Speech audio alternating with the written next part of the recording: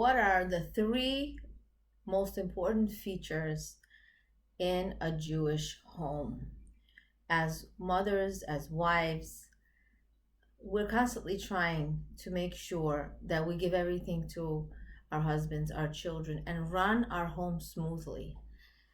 I hope to share with you these three unique features in order to enlighten us, in order to give us more clarity, as well as being more realistic on what's important in life and what is the bigger picture and the outlook in life to take in order to run your home successfully.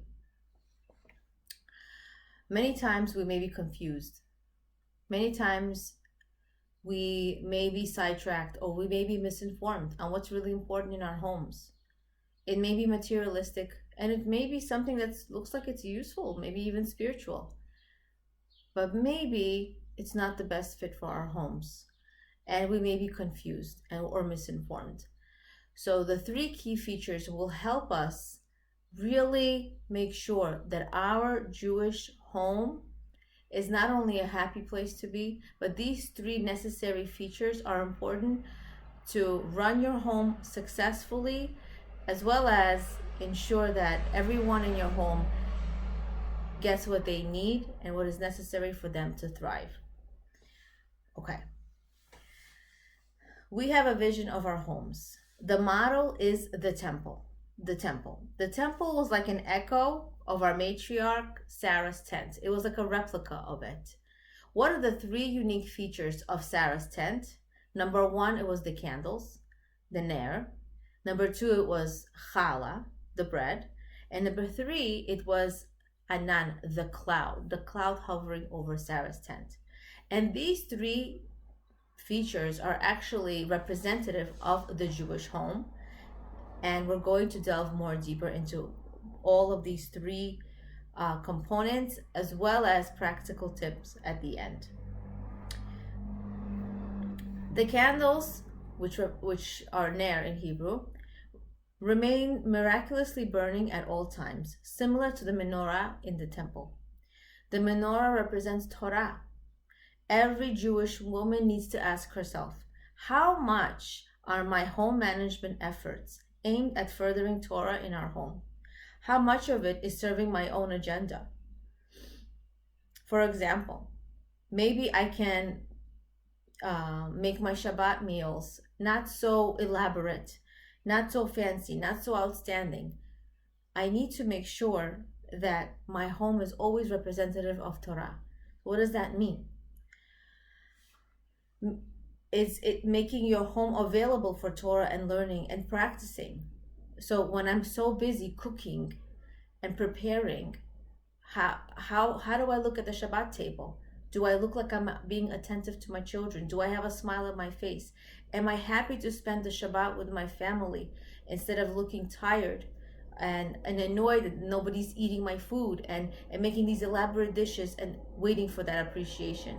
So we have to really ask ourselves, maybe I can make simpler meals, but be more prepared to participate at the Shabbat table with a happy mood.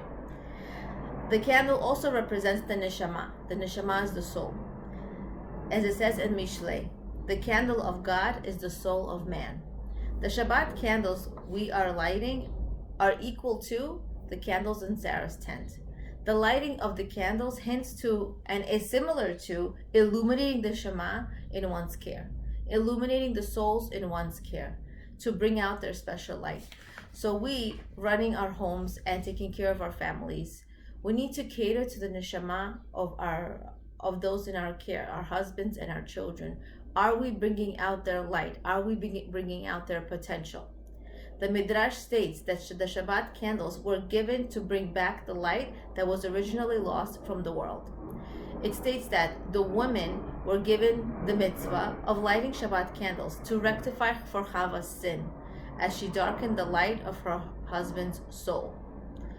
Her mitzvah of lighting Shabbat candles represents her ability, her strength, her obligation to illuminate, to light up the souls in her care, namely her husband and her children.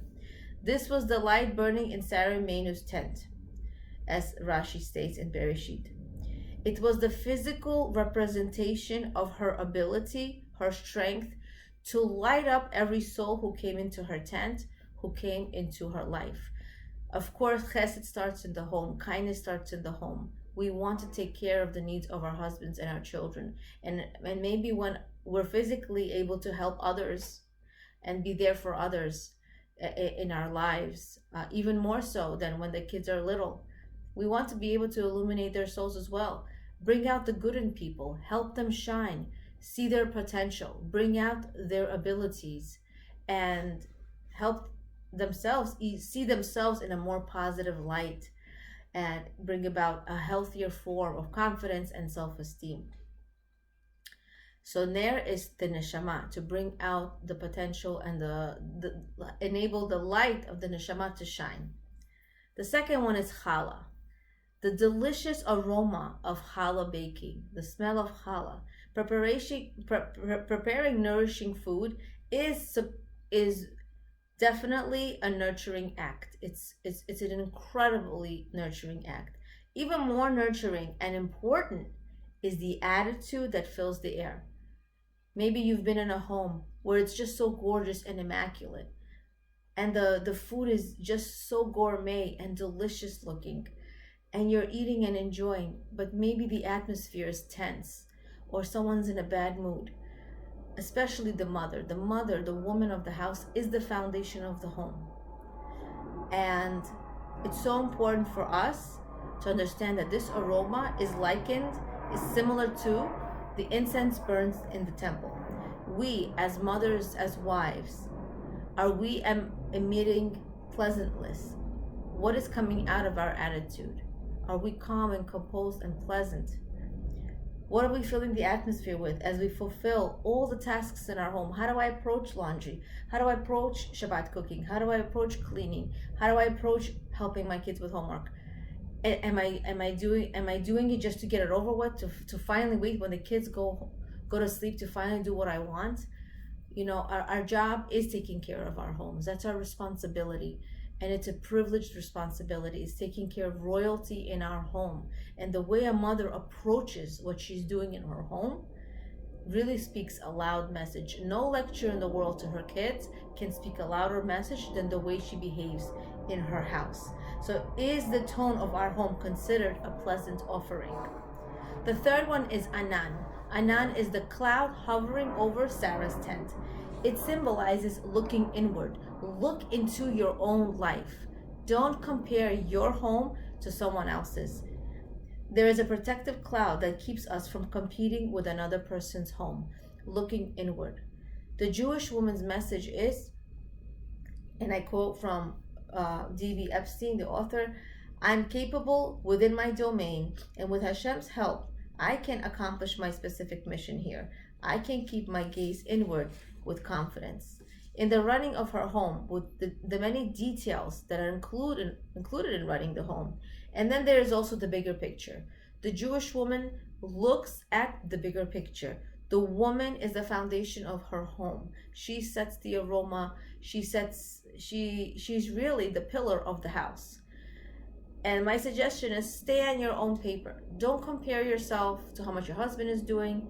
And I touch more upon that in my marriage workshops. And don't compare yourself to other people. And it's very easy for us to compare ourselves.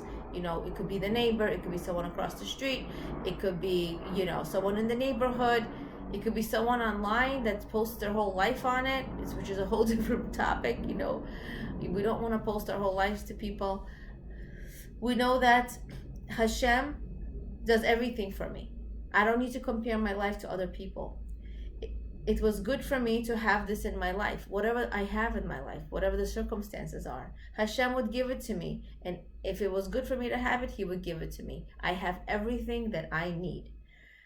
The Rabbanit Tzivia Hiyav beautifully explains how the woman is actually an Ezer Kenegdo to her husband. That is her sole mission in marriage, to be the helper of her husband, which means whatever the circumstances he brings to the table, she is making the best out of it, and she's actually helping her husband with whatever circumstances he gives. She's happy with what she has, and she's doing the best with what she has.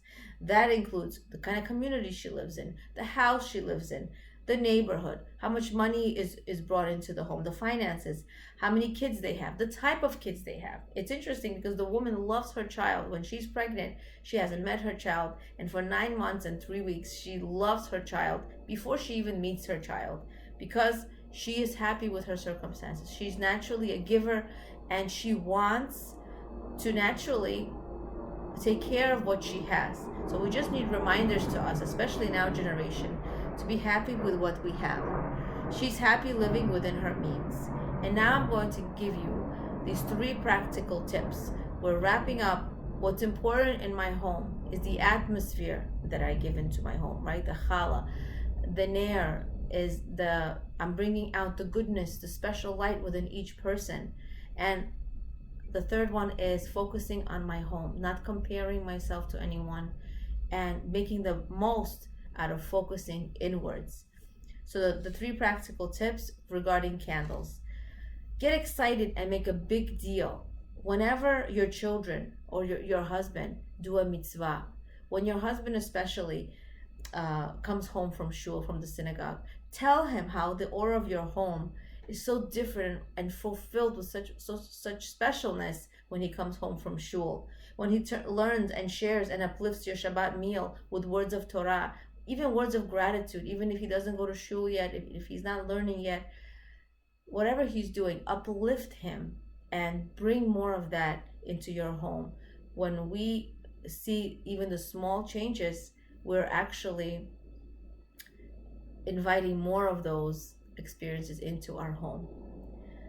Challah, when you see your family and you just came home, whether you're coming home from work or your husband is coming home, the first 10 minutes, just set a positive tone. Don't tell your husband that your washing machine broke, or don't ask your kids to put their shoes away. Why? Because, and we all fall into these tendencies sometimes. And why? It's because it sets a negative tone. Try to hold off 5 or 10 minutes. Set the positive mood. Smile, hug, ask them pleasantly about their day. Only share your positive experiences throughout the day. And then later on, when everybody's settled, to hopefully share other news as well. The cloud is Anan. The author, D.B. Epstein, gives tips to put pictures of a forest on your refrigerator or in your home, as well as a picture of a cloud, challah, and candles, to remind us that these are what are the important aspects of the Jewish home, how to run our home successfully, and give us these key important features in order to have a home where everyone gets what they need. We're doing so much anyway for our home, for our children, for our husband. Why not just channel ourselves and propel ourselves with the right energy, with the right tools to move forward? You could go just make a slight left or right turn in the road and go in a completely different way. And it's all about navigation. I hope these tips were helpful. Appreciating the insights of the book called Everyday Wholeness by D.B. Estrin. Leah Abramov, Being and Becoming, awakening awareness of your greatness and potential.